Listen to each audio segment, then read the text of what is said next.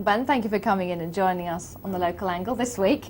Your top story today, preparing to strike, social workers angry and fears that they're going to be downgraded. That's right. Social workers have joined an ongoing dispute this week over restructuring plans across Enfield Council.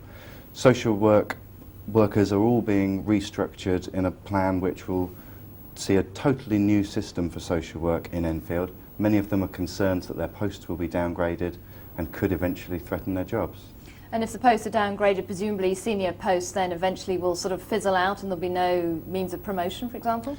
Well, all the different units are restructuring, so certainly some senior posts at the top of some existing units look like they'll cease to exist.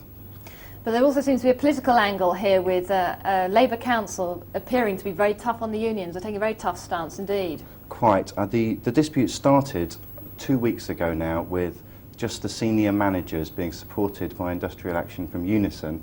Now, because it's a Labour council, one suspects they wanted to stamp out the sign that they were being held to ransom by unions during the election campaign. So the council leader, Jeff Rodin, acted very swiftly to tell staff they would not be paid on any day they did any industrial action at all. Very tough, isn't it? Riot cops broke the peace. This is your eyewitness report, in fact, done by yourself, on the riots at Trafalgar Square last week. We're talking about the heavy-handedness of the police, which in fact what some of the people were telling us when we interviewed them from the scene. Was that really the case? I think so. I was at Downing Street when the police initially marched on horseback into the crowds to try and disperse the protest. It seems to me that while the crowd was certainly being rowdy, the police were perhaps acting out of nervousness. Many of them perhaps didn't seem to have much experience of dealing with crowds, and they wanted to certainly bring the situation under control any way they could. Because it wasn't the Met's definition of what happened though, was it? Well, no, the information given to the press on the police tape was confined to the number of arrests and criticising a small number of troublemakers. Now, certainly on the ground, it looked like those troublemakers were perhaps spurned into causing trouble as much by the police heavy-handedness as by the situation itself.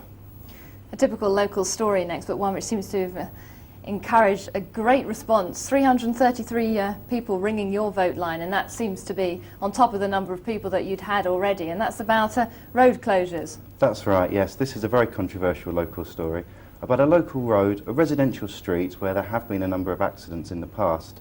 It was decided several months ago to close the road to traffic. This has obviously disadvantaged an awful lot of drivers who have needed to use alternative routes, particularly on a busy junction of the North Circular. So our readers have been bombarding us with calls asking for the road to be reopened. And they actually prompted your vote line, didn't they? That's right. We had so many calls, it seemed to have generated so much interest, we decided to draw a line under the story by installing a vote line, letting people have their say, and we were delighted that so many people called. But now it seems that the rat run's probably gone elsewhere.